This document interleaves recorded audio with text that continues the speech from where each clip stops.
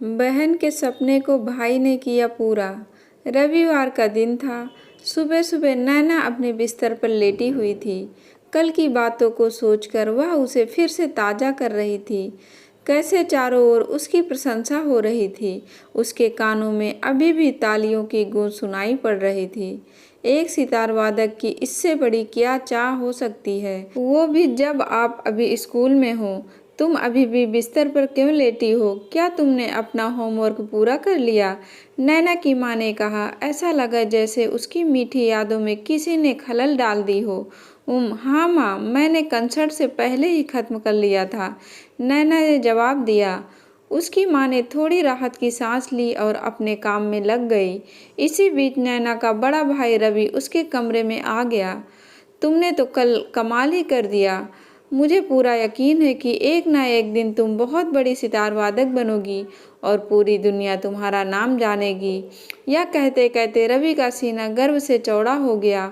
पता नहीं क्या होगा, मैं इस बारे में कुछ नहीं कह सकती, नैना ने बुदबुदाते हुए कहा। माँ चाहती है कि मैं अपनी पढ़ाई पर फोकस करूं, क्योंकि परीक्षा भी काफ़ी नज़दीक है।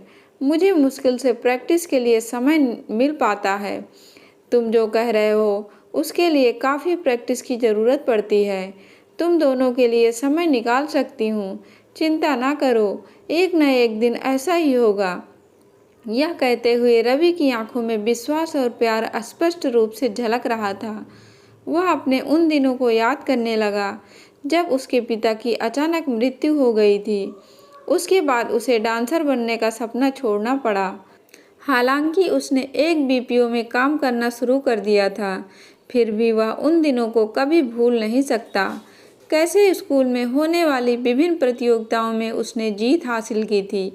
कुछ महीनों के बाद जब एग्ज़ाम के रिजल्ट आए तो नैना के चेहरे पर मिली-जुली खुशी देखने को मिली। वह इस बात से खुश थी कि उसने एग्ज़ाम में अच्छा प्रदर्शन किया है, लेकिन वह यह भी जानती थी कि उसे अब कॉलेज जाना पड़ेगा। दिन ब दिन नैना को लग रहा था जैसे उसके सपने अब उससे दूर होते जा रहे हैं। जब एग्ज़ाम में बेहतर ग्रेड आने की जानकारी रवि को मिली तो उसने नैना को बधाई देते हुए कहा, मैं पहले ही जानता था कि तुम एग्ज़ाम में बहुत अच्छा करोगी। थैंक्स भाई, लेकिन अब मुझे ऐसा लग रहा है कि अपने सपने को अलविदा कहने का समय आ गया है, क्योंकि पढ़ाई को और गंभीरता से लेने की ज़रूरत है। नैना ने निराश होकर कहा।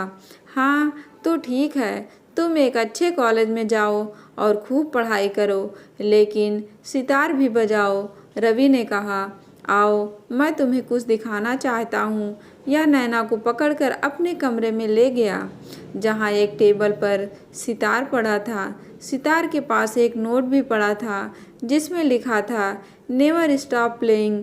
दरअसल अपनी बहन को गिफ्ट में सितार देने के लिए रवि काफ़ी दिनों से हर महीने पैसे बचा रहा था।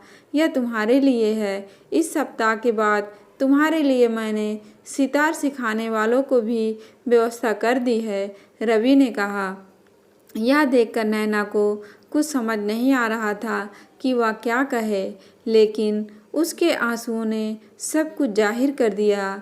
रवि ने उसे गले लगाते हुए कहा, तुम मुझे अपने कंसर्ट के फ्री टिकट देकर इन चीज़ों का भुगतान कर सकती हो। यह सुनकर नैना के चेहरे पर दृढ़ संकल्प, कृतज्ञता और प्रेम भरी मुस्कान छा गई। दोस्तों, आपको कहानी कैसी लगी कमेंट बॉक्स में ज़रूर बताएं, और कहानी पसंद आई हो तो वीडियो को लाइक और चैनल को सब्सक्राइब करें। धन्यवाद दोस्तों।